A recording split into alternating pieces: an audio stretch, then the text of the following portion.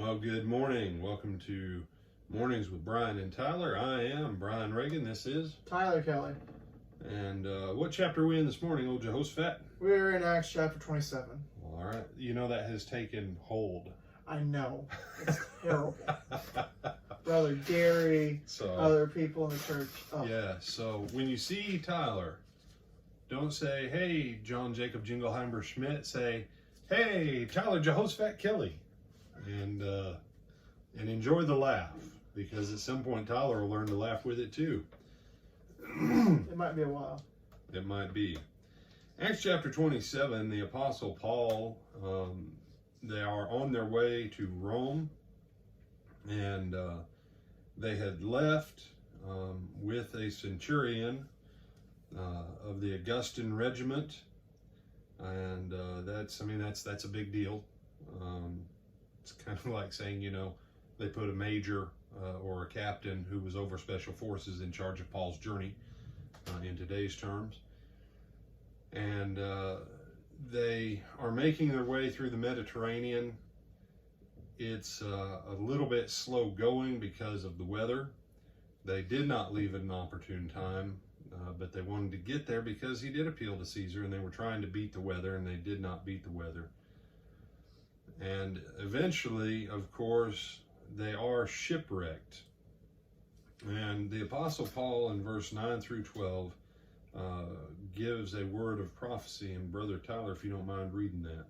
Now, when much time had been spent, and sailing was now dangerous because the fast was already over, Paul advised them, saying, Men, I perceive that this voyage will end with disaster and much loss, not only of the cargo and ship, but also our lives.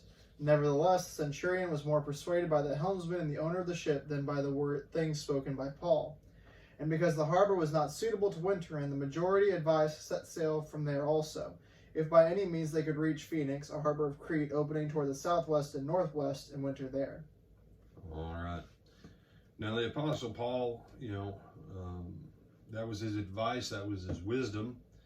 And verse 21, though, on down, it says, But after a long abstinence from food, Paul started fasting again.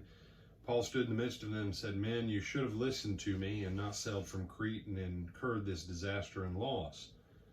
And he said, yeah, that's kind of an I told you so. He says, And I urge you now take heart, for there will be no loss of life among you, but only of the ship. For there stood by me this night an angel of the God to whom I belong and whom I serve, saying, Do not be afraid, Paul, you must be brought before Caesar. Indeed, God has granted you all those who sail with you. Therefore take heart, for I believe God that it will be just as it was told me. However, we must run aground on a certain island. And so, I want to give you something to think about as Christians.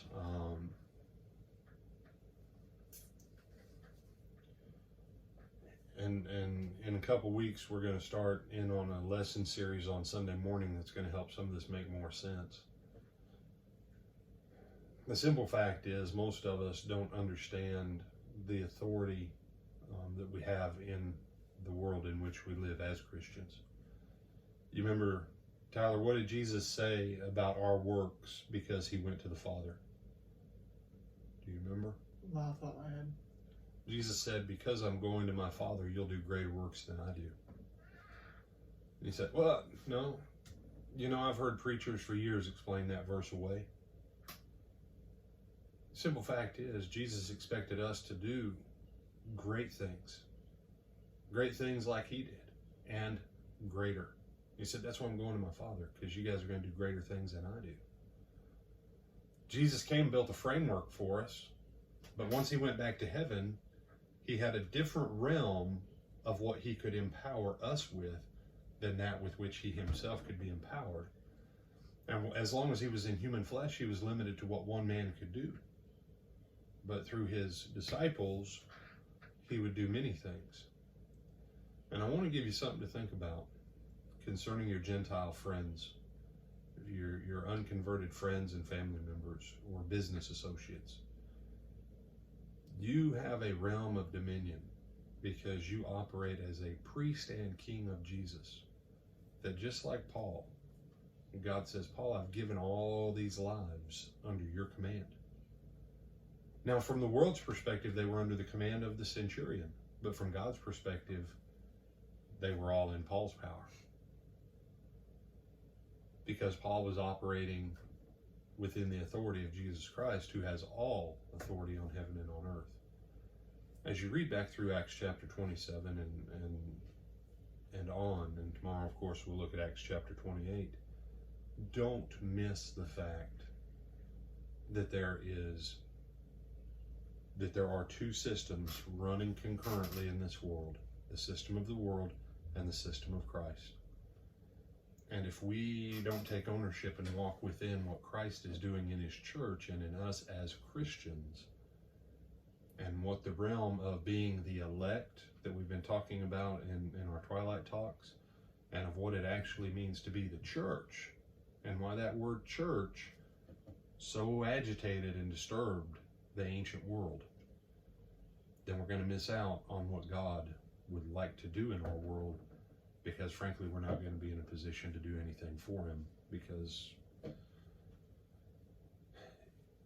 did you ever play baseball when you were a kid, Tyler? A little bit, but it was with friends, not like any league or anything. Oh, that's all right. If you're 15 feet to the left of where the ball's coming down, can you catch it? Not unless I move to go get it. And that's kind of the way it is with God's work in our lives. We can't be 15 feet to the left of where he's planning to do something and then still be in on what he's got going. So, I'm Brian Reagan, this is Tyler Kelly. And we bid you A good rest of your day and a good morning. all right, and we will see you at 12:30. Thank you.